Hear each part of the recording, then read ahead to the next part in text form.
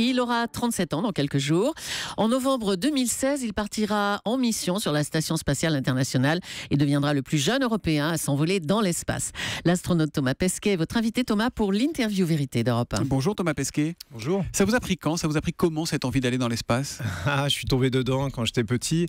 Il n'y avait pas d'explication. J'avais pas de personne de ma famille était du milieu, mais je sais pas. Moi, j'aimais les navettes spatiales, les avions. Je mettais des posters dans ma chambre. C'était ma passion à moi. Et à quel moment vous vous avez dit que oui, c'était possible?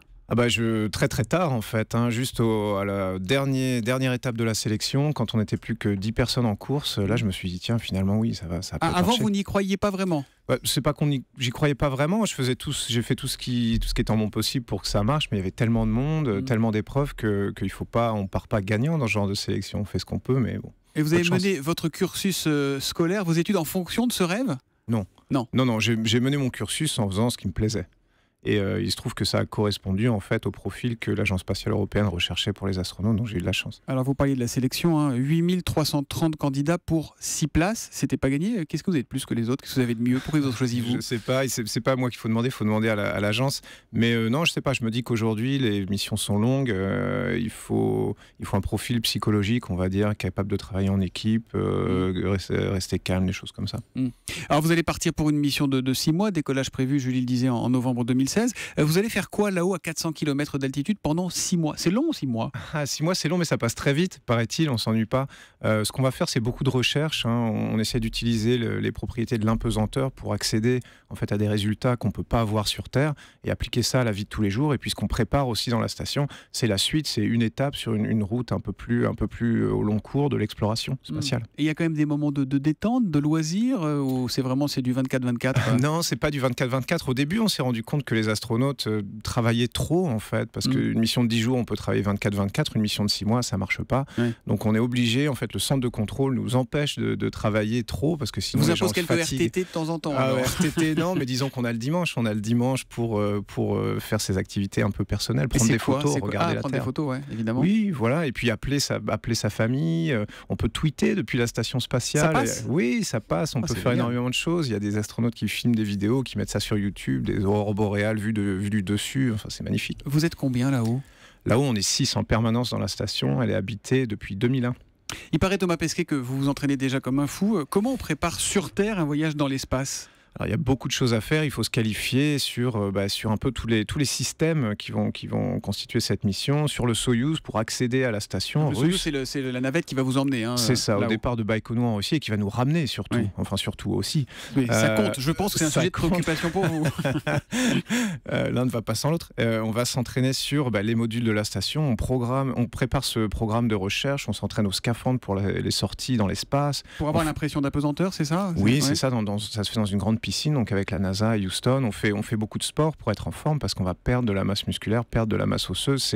C'est difficile, 6 mois dans l'espace, on met 6 mois à s'en remettre. Alors j'ai regardé, il paraît qu'on vous a appris à faire du radeau en Sardaigne et j'avoue que je vois pas complètement le rapport. Alors non, du radeau, on a fait un stage de survie, c'est pour si le retour se passe pas très bien, en fait, les secours peuvent mettre 2-3 jours à nous retrouver, dans le pire des cas, évidemment, en général ça se passe bien, et il faut être capable de se débrouiller tout seul pendant 2-3 jours avec les moyens du bord. Et on vous teste comme ça dans d'autres situations extrêmes, qu'est-ce qu'on vous fait faire? On a fait de la spéléologie, on est allé s'enfermer une semaine dans une grotte, histoire de perdre un peu ses repères, d'être dans une situation un peu similaire à ce qu'on aurait quand on ira explorer une planète, qu'on sera comme ça dans un système d'expédition avec des objectifs scientifiques et puis des objectifs d'exploration. Il n'y a pas des jours où vous dites, non, finalement, je ne vais pas y aller, non? Vous avez fait tout ça Non, c'est vrai que parfois, le matin, on se lève, on se dit, oh là là, c'est un peu difficile, mais non, au final, c'est quand même beaucoup de fun pour moi, et puis j'y vais pas reculant. Non, et parfois, au moment de vous endormir le soir, il n'y a pas une petite peur, une petite angoisse? J'imagine que vous avez vu Gravity, ça finit mal pour Georges Clooney.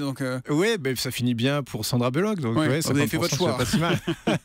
Non, il n'y a pas de peur, on a peur de faire des erreurs, on a peur que pendant l'absence, il se passe des choses pour nos proches et qu'on ne puisse pas aider, mais on fait plutôt confiance à tous les gens qui travaillent dans les agences et qui font que le système marche bien. Vous allez faire une sortie dans l'espace, vous le savez déjà ou pas encore? Non, c'est trop tôt, ma mission c'est dans quasiment 2 ans, en fait un peu moins de 2 ans, c'est un peu tôt encore pour connaître le programme en détail. Et vous mettrez quoi dans votre valise? Ah, c'est une bonne question, j'y ai pas pensé. C'est un poids limité, j'imagine. Il y a c'est un comme Air poids France. limité. Bah, s'il y a un volume et un poids limité, c'est à peu près une boîte à chaussures, donc c'est pire. Ah oui, c'est EasyJet alors. Et c'est EasyJet, voilà, exactement.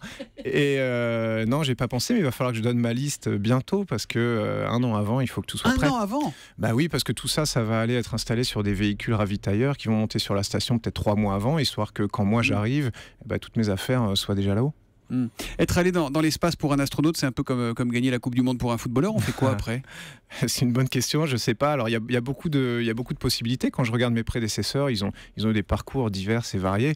J'imagine que l'idée, c'est quand même d'y retourner assez rapidement. Dès qu'on est revenu, à mon avis, la seule chose dont on a envie, c'est de repartir. Dernière question, le tourisme spatial accessible à tous, vous y croyez? Vous, c'est pour demain ou pas? Oui, moi j'y crois. J'y crois parce que c'est la logique. On s'est approprié ce milieu de l'orbite basse terrestre. Nous, on va aller plus loin, de plus en plus loin, les astronautes professionnels, et puis ça va ouvrir un peu tout ça, ce domaine qu'on a exploré au grand public. Merci Thomas Pesquet d'être venu en direct sur Europe 1. Je peux vous demander un petit service? Bien sûr. Quand vous serez là-haut, vous nous appelez, puis on se fait la première interview Vérité de l'espace. Eh ben, écoutez, il n'y a aucun problème, c'est possible. On a Skype, on a tout ça. On se reparle en novembre 2016. Parfait, merci, à très bientôt. Bonne journée à vous.